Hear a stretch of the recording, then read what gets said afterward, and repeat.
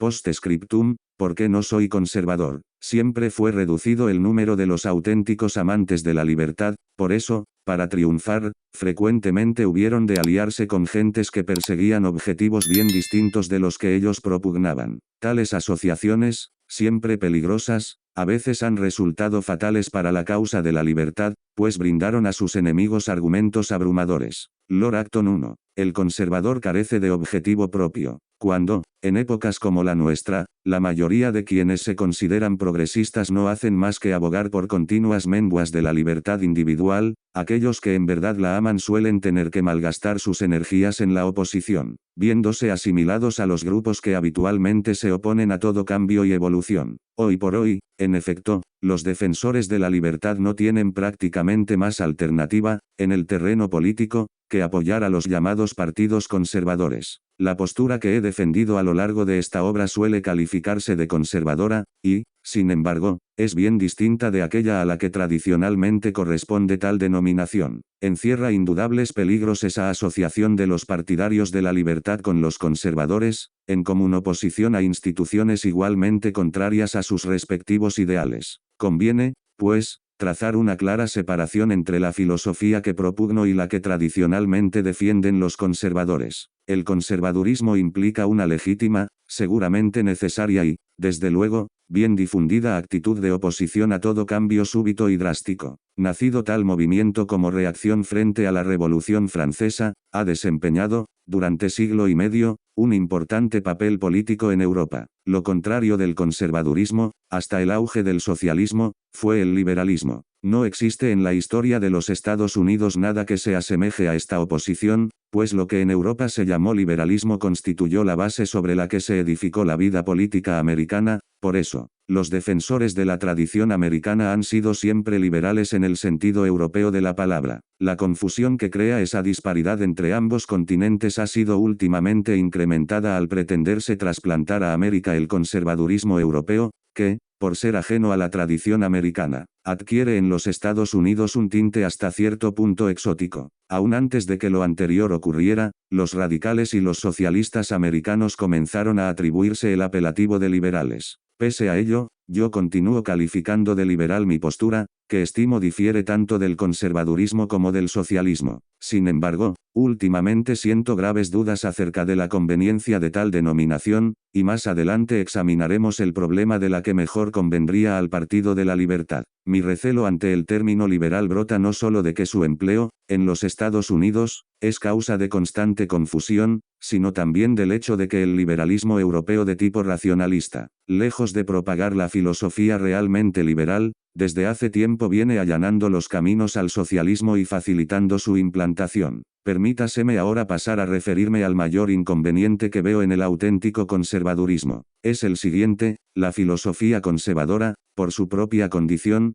jamás nos ofrece alternativa ni nos brinda novedad alguna. Tal mentalidad, interesante cuando se trata de impedir el desarrollo de procesos perjudiciales, de nada nos sirve si lo que pretendemos es modificar y mejorar la situación presente. De ahí que el triste sino del conservador sea ir siempre a remolque de los acontecimientos. Es posible que el quietismo conservador, aplicado al ímpetu progresista, reduzca la velocidad de la evolución, pero jamás puede hacer variar de signo al movimiento. Tal vez sea preciso aplicar el freno al vehículo del progreso. 4. Pero yo, personalmente, no concibo dedicar con exclusividad la vida a tal función. Al liberal no le preocupa cuán lejos ni a qué velocidad vamos, lo único que le importa es aclarar si marchamos en la buena dirección. En realidad se halla mucho más distante del fanático colectivista que el conservador. Comparte este último, por lo general, todos los prejuicios y errores de su época, si bien de un modo moderado y suave, por eso se enfrenta tan a menudo al auténtico liberal,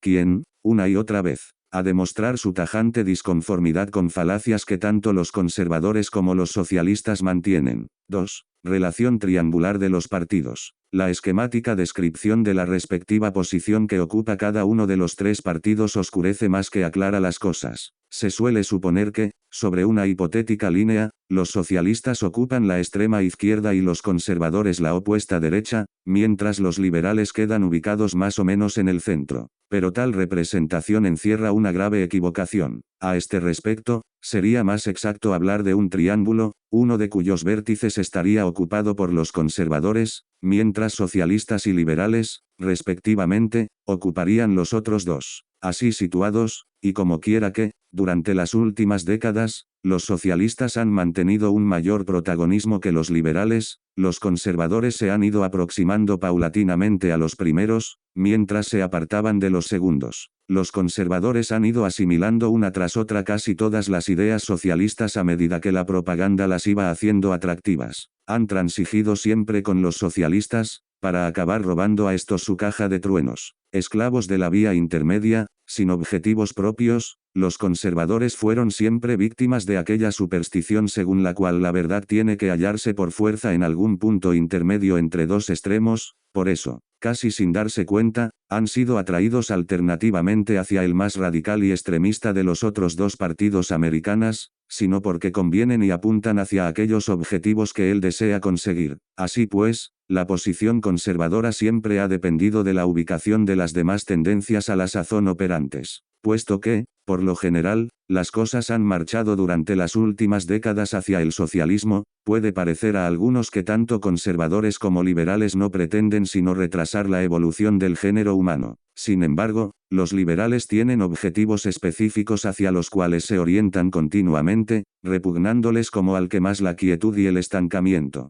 El que otrora la filosofía liberal tuviera más partidarios y algunos de sus ideales casi se consiguieran da lugar a que haya quienes crean que los liberales solo saben mirar hacia el pasado. Pero la verdad es que el liberalismo ni ahora ni nunca ha mirado atrás. Aquellos objetivos a los que los liberales aspiran jamás en la historia fueron enteramente conseguidos. De ahí que el liberalismo siempre mirará hacia adelante, deseando continuamente purgar de imperfecciones las instituciones sociales. El liberalismo nunca se ha opuesto a la evolución y al progreso. Es más, allí donde el desarrollo libre y espontáneo se haya paralizado por el intervencionismo, lo que el liberal desea es introducir drásticas y revolucionarias innovaciones. Muy escasas actividades públicas de nuestro mundo actual perdurarían bajo un auténtico régimen liberal. En su opinión, lo que hoy con mayor urgencia precisa el mundo es suprimir, sin respetar nada ni a nadie, esos innumerables obstáculos con que se impide el libre desarrollo. No oscurece la diferencia entre liberalismo y conservadurismo el que en los Estados Unidos sea posible abogar por la libertad individual defendiendo tradicionales instituciones tiempo a estructuradas. Tales instituciones, para el liberal, no resultan valiosas por ser antiguas o americanas, sino porque convienen y apuntan hacia aquellos objetivos que él desea conseguir.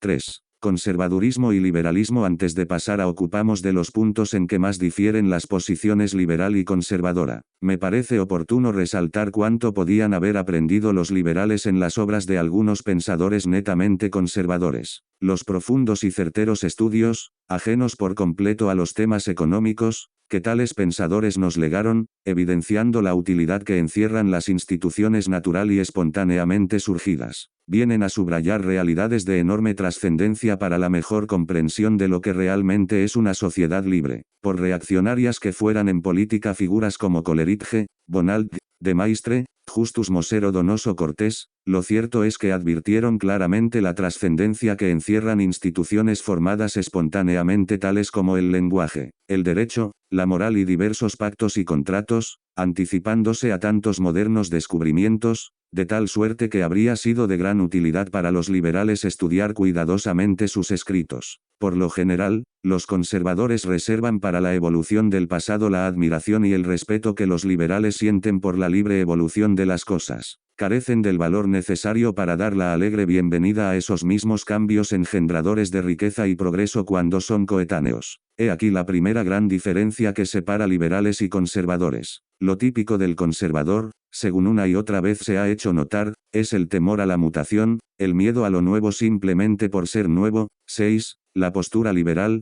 por el contrario, es abierta y confiada, atrayéndole, en principio, todo lo que sea libre cambio y evolución, aun constándole que, a veces, se procede un poco a ciegas. La posición de los conservadores no sería, en verdad, demasiado criticable si limitaran su oposición a la excesiva rapidez en la modificación de las instituciones sociales y políticas. Existen poderosas razones que aconsejan ser precavidos y cautos en tales materias. Pero los conservadores, cuando gobiernan, tienden a paralizar la evolución o, en todo caso, a limitarla a aquello que hasta el más tímido aprobaría. Jamás, cuando avizoran el futuro, piensan que puede haber fuerzas desconocidas que espontáneamente arreglen las cosas. Mentalidad está en abierta contraposición con la filosofía de los liberales, quienes, sin complejos ni recelos, aceptan la libre evolución, aun ignorando a veces hasta dónde puede llevarles el proceso. Tal actitud mental contribuye a que, por principio, estos últimos confíen en que, sobre todo la economía, gracias a las fuerzas autorreguladoras del mercado, se irá acomodando espontáneamente a cualquier nueva circunstancia, aun cuando con frecuencia nadie pueda prever con detalle cómo se realizará esa acomodación. La incapacidad de la gente para percibir por qué tiene que ajustarse la oferta a la demanda, por qué han de coincidir las exportaciones con las importaciones y otras realidades parecidas. Tal vez sea la razón fundamental que les hace oponerse al libre desenvolvimiento del mercado. Los conservadores solo se sienten tranquilos si piensan que hay una mente superior que todo lo vigila y supervisa. Ha de haber siempre alguna autoridad que vele porque los cambios y las mutaciones se lleven a cabo ordenadamente. Ese temor a que operen unas fuerzas sociales aparentemente incontroladas explica otras dos características del conservador: su afición al autoritarismo y su incapacidad para comprender el mecanismo de las fuerzas que regulan el mercado. Como desconfía tanto de las teorías abstractas como de los principios generales, no logra percatarse de cómo funcionan esas fuerzas espontáneas que constituyen el fundamento de la libertad, ni puede, por tanto,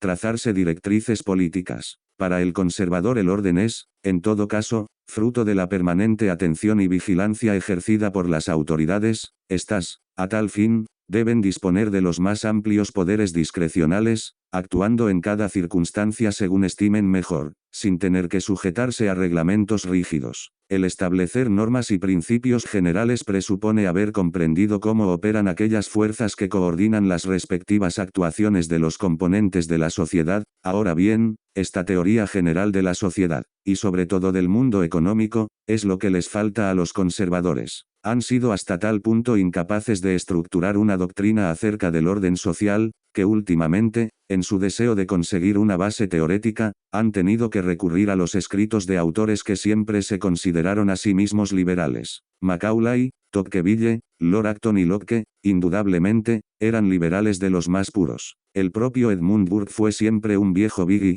al igual que cualquiera de los personajes antes citados, se hubiera horrorizado ante la posibilidad de que alguien le tomara por Tory. Pero no nos desviemos del tema que ahora nos interesa. Lo típico del conservador, decíamos, es el conferir siempre el más amplio margen de confianza a las autoridades constituidas y el procurar invariablemente que los poderes de estas, lejos de debilitarse, se refuercen. Es ciertamente difícil, bajo tal clima, preservar la libertad. El conservador, por lo general, no se opone a la coacción ni a la arbitrariedad estatal cuando los gobernantes persiguen aquellos objetivos que él considera acertados. No se debe coartar, piensa, con normas rígidas y prefijadas la acción de quienes están en el poder, si son gentes honradas y rectas. El conservador, esencialmente oportunista y carente de principios generales, se limita, al final, a recomendar que se encomiende la jefatura del país a un gobernante sabio y bueno, cuyo imperio no proviene de esas sus excepcionales cualidades que todos desearíamos adornaran a la superioridad,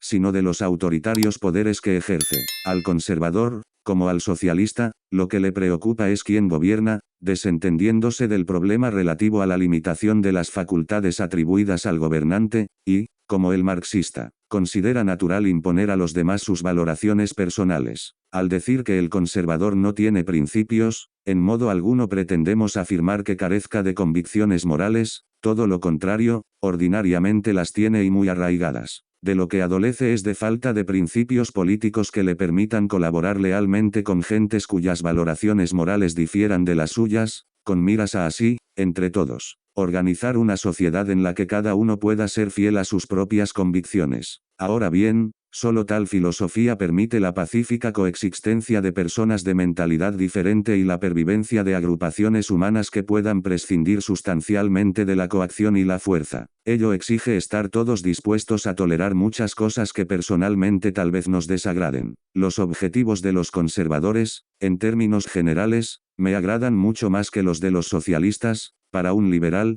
sin embargo, por mucho que valore determinados fines, Jamás es lícito obligar a quienes aprecien de otro modo las cosas a esforzarse por la consecución de las metas apetecidas. Estoy seguro de que algunos de mis amigos conservadores se sobresaltarán por las concesiones que al parecer hago a las tendencias modernas en la parte tercera de esta obra. Tales tendencias, a mí, personalmente, en gran parte, me gustan tan poco como a ellos, y, llegado el caso, incluso votaría en contra de las mismas. Pero no puedo invocar argumento alguno de tipo general para demostrar a quienes mantienen un punto de vista distinto al mío que las correspondientes medidas son incompatibles con aquella sociedad que tanto ellos como yo deseamos. El convivir y el colaborar fructíferamente en sociedad exige tanto respeto para aquellos objetivos que pueden diferir de los nuestros personales. Presupone permitir a quienes valoren de modo distinto al nuestro tener aspiraciones diferentes a las que nosotros abrigamos, por mucho que estimemos los propios ideales. Por tales razones, el liberal, en abierta contraposición a conservadores y socialistas, en ningún caso admite que alguien tenga que ser coaccionado por razones de moral o religión.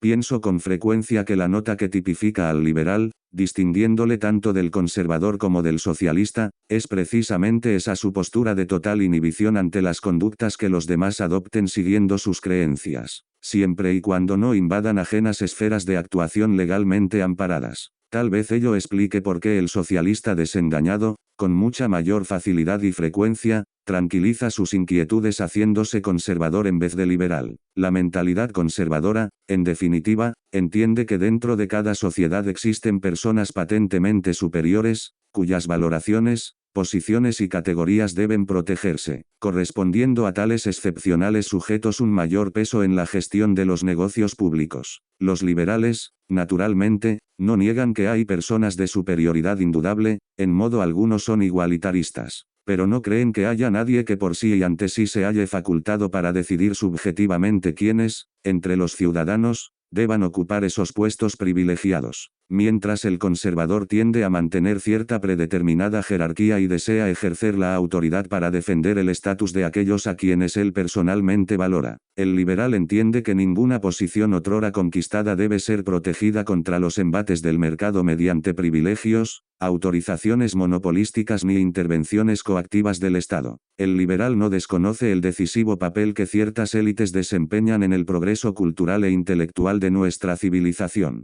pero estima que quienes pretenden ocupar en la sociedad una posición preponderante deben demostrar esa pretendida superioridad acatando las mismas normas que se aplican a los demás. La actitud que el conservador suele adoptar ante la democracia está íntimamente relacionada con lo anterior. Ya antes hice constar que no considero el gobierno mayoritario como un fin en sí, sino solo como un medio, o incluso quizá como el mal menor entre los sistemas políticos entre los que tenemos que elegir. Sin embargo, se equivocan, en mi opinión, los conservadores cuando atribuyen los males de nuestro tiempo a la existencia de regímenes democráticos. Lo malo es el poder político ilimitado. Nadie tiene capacidad suficiente para ejercer sabiamente poderes omnímodos. Las amplias facultades que ostentan los modernos gobiernos democráticos resultarían aún más intolerables en manos de un reducido grupo de privilegiados. Es cierto que solo cuando la potestad quedó íntegramente transferida a las masas mayoritarias dejó por doquier de reclamarse la limitación de los poderes estatales. En este sentido, la democracia guarda íntima relación con la expansión de las facultades gubernamentales. Lo recusable,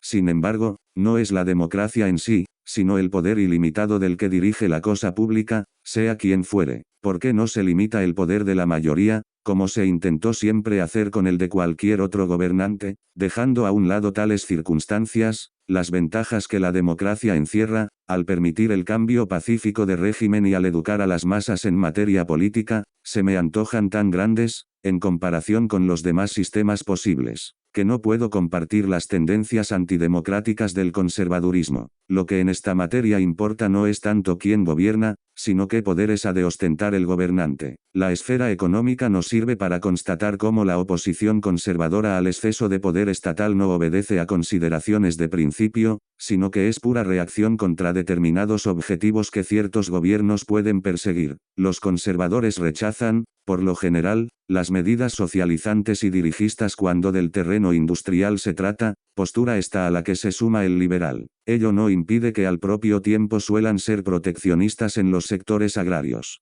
Si bien la mayor parte del dirigismo que hoy domina en la industria y el comercio es fruto del esfuerzo socialista, no menos cierto es que las medidas restrictivas en el mercado agrario fueron, por lo general, obra de conservadores que las implantaron aún antes de imponerse las primeras. Es más, muchos políticos conservadores no se mostraron inferiores a los socialistas en sus esfuerzos por desacreditar la empresa libre. 4. La debilidad del conservador. Ya hemos aludido a las diferencias que separan a conservadores y liberales en el campo estrictamente intelectual. Conviene, no obstante, volver sobre el tema, pues la postura conservadora en tal materia no solo supone grave quiebra para el conservadurismo como partido, sino que, además, puede perjudicar gravemente a cualquier otro grupo que con él se asocie. Intuyen los conservadores que son sobre todo nuevos idearios los agentes que provocan las mutaciones sociales. Y teme el conservador a las nuevas ideas precisamente porque sabe que carece de pensamiento propio que oponerles. Su repugnancia a la teoría abstracta, y la escasez de su imaginación para representarse cuanto en la práctica no ha sido ya experimentado, le dejan por completo inerme en la dura batalla de las ideas. A diferencia del liberal,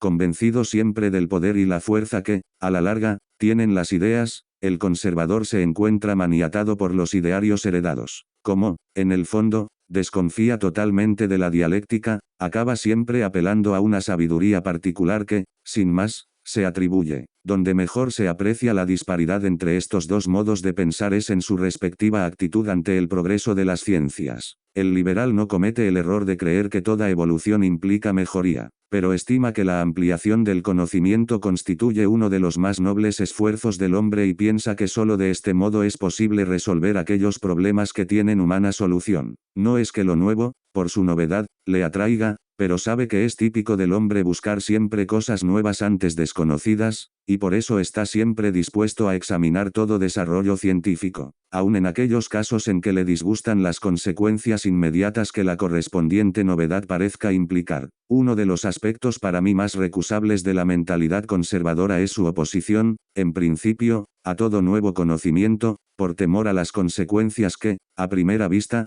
parezca haya de producir, digámoslo claramente. Lo que me molesta del conservador es su oscurantismo. Reconozco que, mortales al fin, también los científicos se dejan llevar por modas y caprichos, por lo que siempre es conveniente recibir sus afirmaciones con cautela y hasta con desconfianza. Ahora bien, nuestra crítica deberá ser siempre racional, y, al enjuiciar las diferentes teorías, habremos de prescindir necesariamente de si las nuevas doctrinas chocan o no con nuestras creencias preferidas. Siempre me han irritado quienes se oponen, por ejemplo, a la teoría de la evolución o a las denominadas explicaciones mecánicas del fenómeno de la vida, simplemente por las consecuencias morales que, en principio, parecen deducirse de tales doctrinas, así como quienes estiman impío o irreverente el mero hecho de plantear determinadas cuestiones. Los conservadores, al no querer enfrentarse con la realidad, solo consiguen debilitar su posición. Las conclusiones que el racionalista deduce de los últimos avances científicos encierran frecuentemente graves errores y no son las que en verdad resultan de los hechos. Ahora bien, solo participando activamente en la discusión científica podemos, con conocimiento de causa, atestiguar si los nuevos descubrimientos confirman o refutan nuestro anterior pensamiento. Si llegamos a la conclusión de que alguna de nuestras creencias se apoyaba en presupuestos falsos, estimo que sería incluso inmoral seguir defendiéndola pese a contradecir abiertamente la verdad. Esa repugnancia que el conservador siente por todo lo nuevo y desusado parece guardar cierta relación con su hostilidad hacia lo internacional y su tendencia al nacionalismo patriotero. Esta actitud también resulta perjudicial para la postura conservadora en la batalla de las ideas. Es un hecho incuestionable para el conservador que las ideas modelan y estructuran nuestro mundo no respetan fronteras, y pues no está dispuesto a aceptarlas, cuando tiene que luchar contra las mismas, advierte con estupor que carece de las necesarias armas dialécticas. Las ideas de cada época se desarrollan en lo que constituye un gran proceso internacional, y solo quienes participan activamente en el mismo son luego capaces de influir de modo decisivo en el curso de los acontecimientos. En estas lides de nada sirve afirmar que cierta idea es antiamericana, antibritánica o antigermana.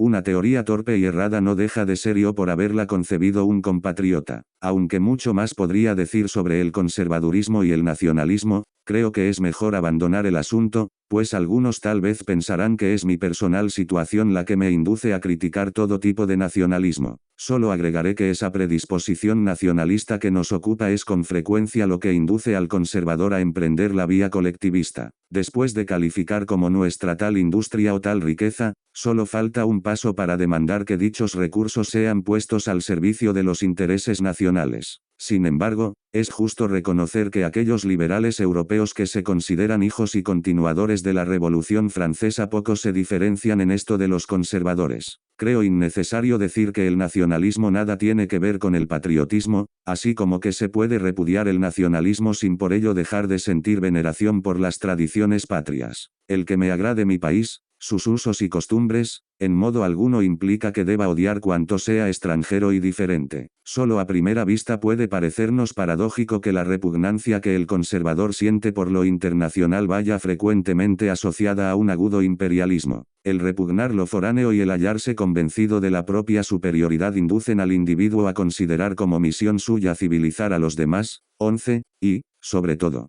civilizarlos no mediante el intercambio libre y deseado por ambas partes que el liberal propugna, sino imponiéndoles las bendiciones de un gobierno eficiente. Es significativo que en este terreno encontremos con frecuencia a conservadores y socialistas aunando sus fuerzas contra los liberales. Ello aconteció no solo en Inglaterra, donde Fabianos y Bebs fueron siempre abiertamente imperialistas, o en Alemania, donde fueron de la mano el socialismo de Estado y la expansión colonial, sino también en los Estados Unidos, donde, ya en tiempos del primer Roosevelt, pudo decirse que los jingoístas y los reformadores sociales habían aunado sus esfuerzos formando un partido político que amenazaba con ocupar el poder y utilizarlo para su programa de cesarismo paternalista. Tal peligro, de momento, parece haber sido evitado, pero solo a costa de haber adoptado los demás partidos idéntico programa, si bien en forma más gradual y suave. 5. ¿Por qué no soy conservador? En un solo aspecto puede decirse con justicia que el liberal se sitúa en una posición intermedia entre socialistas y conservadores. En efecto, rechaza tanto el torpe racionalismo del socialista,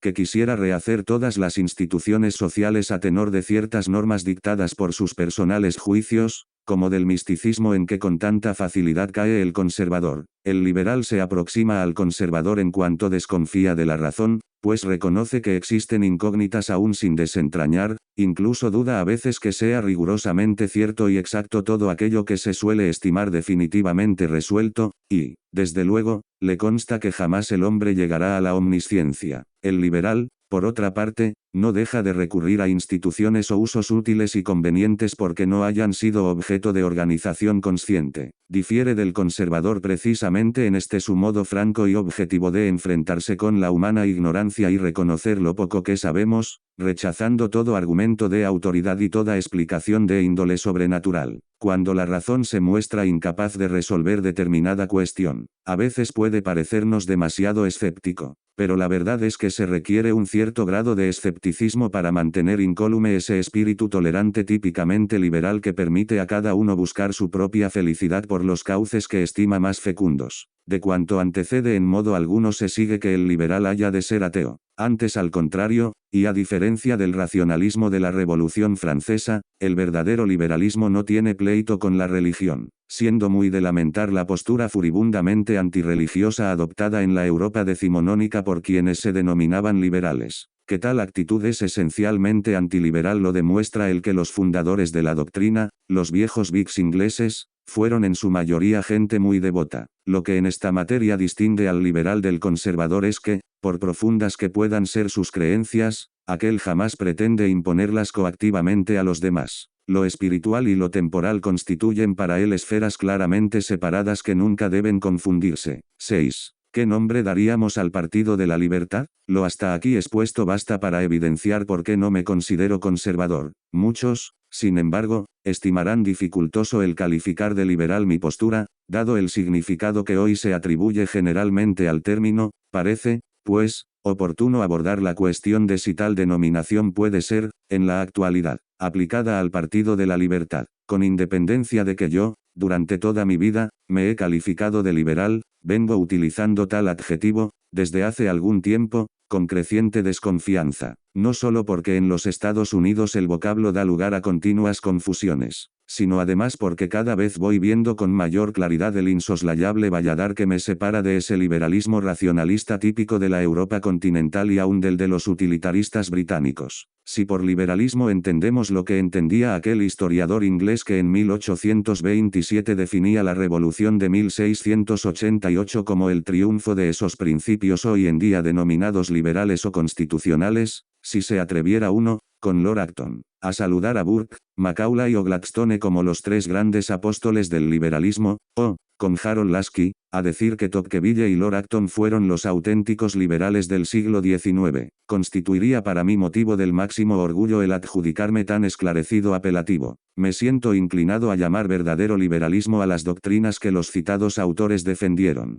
La verdad, sin embargo, es que quienes en el continente europeo se denominaron liberales propugnaron en su mayoría teorías a las que estos autores habrían mostrado su más airada oposición, impulsados más por el deseo de imponer al mundo un cierto patrón político preconcebido que por el de permitir el libre desenvolvimiento de los individuos. Casi otro tanto cabe predicar del sedicente liberalismo inglés, al menos desde la época de Lloyd George. En consecuencia, debemos reconocer que actualmente ninguno de los movimientos y partidos políticos calificados de liberales puede considerarse liberal en el sentido en que yo he venido empleando el vocablo. Asimismo, las asociaciones mentales que, por razones históricas, hoy en día suscita el término seguramente dificultarán el éxito de quienes lo adopten. Planteadas así las cosas, resulta muy dudoso si en verdad vale la pena intentar devolver al liberalismo su primitivo significado. Mi opinión personal es que el uso de tal palabra solo sirve para provocar confusión si previamente no se han hecho todo género de salvedades, siendo por lo general un lastre para quien la emplea.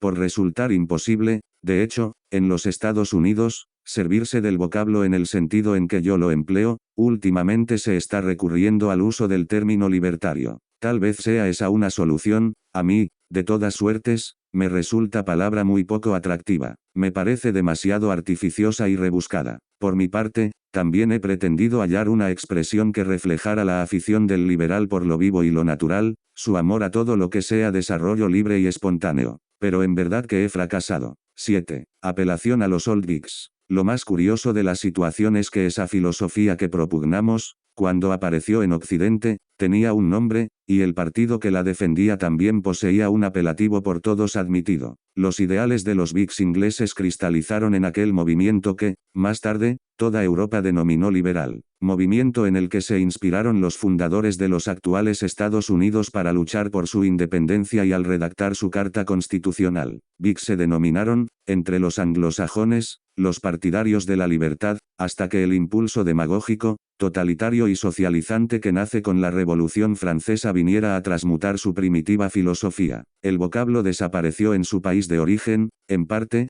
debido a que el pensamiento que había representado durante cierta época dejó de ser patrimonio exclusivo de un determinado partido político y, en parte, porque quienes se agrupaban tras esa denominación traicionaron sus originarios ideales. Su facción revolucionaria acabó desacreditando, a lo largo del siglo pasado, tanto en Gran Bretaña como en los Estados Unidos, a los partidos Whig. Si tenemos en cuenta que el movimiento deja de denominarse Whig, para adoptar el calificativo de liberal, precisamente cuando queda infectado del racionalismo rudo y dictatorial de la Revolución Francesa, correspondiendo a nosotros la tarea de destruir ese racionalismo nacionalista y socializante que tanto daño ha hecho al partido. Creo que la palabra Whig es la que mejor refleja tal conjunto de ideas. Mis estudios sobre la evolución política me hacen ver cada vez con mayor claridad que, durante toda mi vida, siempre fui un viejo Whig, y subrayo lo de viejo. Lo anterior, sin embargo, en modo alguno quiere decir que desee retornar a la situación en que el mundo se hallaba al finalizar el siglo XVII. Uno de los objetivos de este libro consiste precisamente en demostrar cómo ideas que se gestaron en aquel momento histórico no dejaron de desarrollarse y progresar desde entonces hasta hace unos 70 u 80 años, generalizándose y dejando de constituir patrimonio exclusivo de un determinado partido. Después hemos ido paulatinamente descubriendo trascendentes verdades otrora desconocidas, a cuya luz podemos hoy patentizar mejor lo acertado y afecundo de aquel ideario. Tal vez nuestros modernos conocimientos nos obliguen a dar nueva presentación a la doctrina, pero sus fundamentos básicos siguen siendo los mismos que intuyeran los viejos Whig. Es cierto que la postura que más tarde adoptaron algunos de sus representantes ha hecho dudar a algunos historiadores de que, efectivamente, el partido Whig profesara la filosofía que le atribuimos, pero, como acertadamente escribe Lord Acton, aunque es indudable la torpeza de algunos de los patriarcas de la doctrina, la idea de una ley suprema, que se halla por encima de nuestros ordenamientos y códigos, idea de la que parte toda la filosofía Whig, es la gran obra que el pensamiento británico legó a la nación, y al mundo entero, agregamos nosotros. He ahí el ideario en que por entero se basa la tradición anglosajona, la doctrina que proporcionó al liberalismo continental europeo lo que de bueno encierra, la filosofía en que se fundamenta el sistema político de los Estados Unidos. No coincidían con el ideario en cuestión ni el radicalismo de un Jefferson ni el conservadurismo de un Hamilton o incluso de un John Adams. Solo un James Madison, el padre de la Constitución,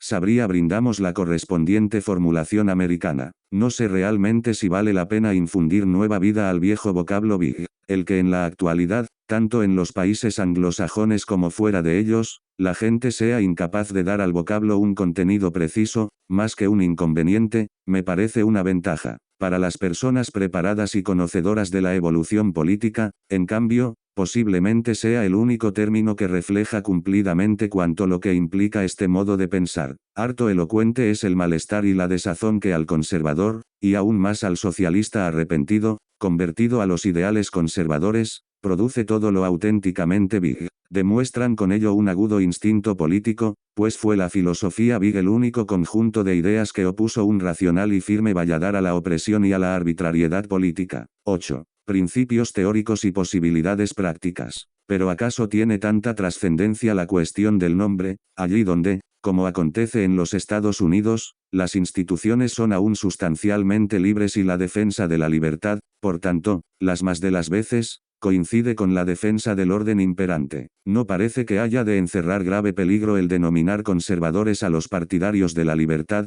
aun cuando, en más de una ocasión, a estos últimos ha de resultar embarazosa tan plena identificación con quienes sienten tan intensa aversión al cambio. No es lo mismo defender una determinada institución por el mero hecho de existir que propugnarla por estimarla fecunda e interesante. El hecho de que el liberal coincida con otros grupos en su oposición al colectivismo no debe hacer olvidar que mira siempre hacia adelante, hacia el futuro, ni siente románticas, nostalgias, ni desea idealmente revivir el pasado. Es, pues, imprescindible trazar una clara separación entre estos dos modos de pensar, sobre todo cuando, como ocurre en muchas partes de Europa, los conservadores han aceptado ya gran parte del credo colectivista. En efecto, las ideas socialistas han dominado la escena política europea durante tanto tiempo, que muchas instituciones de indudable signo colectivista son ya por todos aceptadas, constituyendo incluso motivo de orgullo para aquellos partidos conservadores que las implantaron. En estas circunstancias, el partidario de la libertad no puede menos de sentirse radicalmente opuesto al conservadurismo,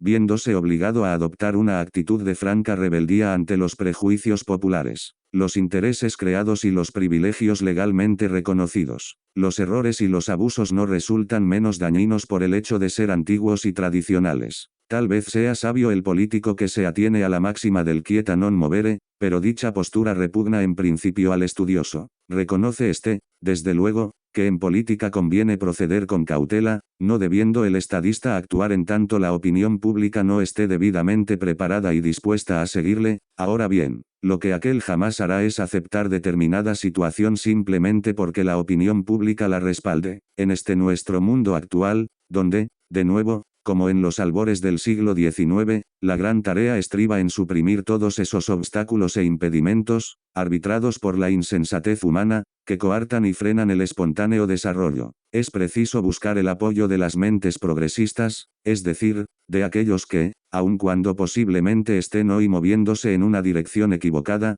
desean no obstante enjuiciar de modo objetivo lo existente, en orden a modificar todo lo que sea necesario. Creo que a nadie habré confundido por utilizar en varias ocasiones el término partido cuando me refería a la agrupación de quienes defienden cierto conjunto de normas morales y científicas. No he querido, desde luego, asociarme con ninguno de los partidos políticos existentes. Dejo en manos de ese hábil y sinuoso animal, vulgarmente denominado estadista o político, que sabe siempre acomodar sus actos a la situación del momento. El problema de cómo incorporar a un programa que resulte atractivo a las masas el ideario que en el presente libro he querido exponer hilvanando retazos de una tradición ya casi perdida. El estudioso en materia política debe aconsejar e ilustrar a la gente, pero no le compete organizarla y dirigirla hacia la consecución de objetivos específicos. El teórico solo desempeñará eficazmente aquella función si prescinde de que sus recomendaciones sean o no, por razones políticas, plasmables en la práctica.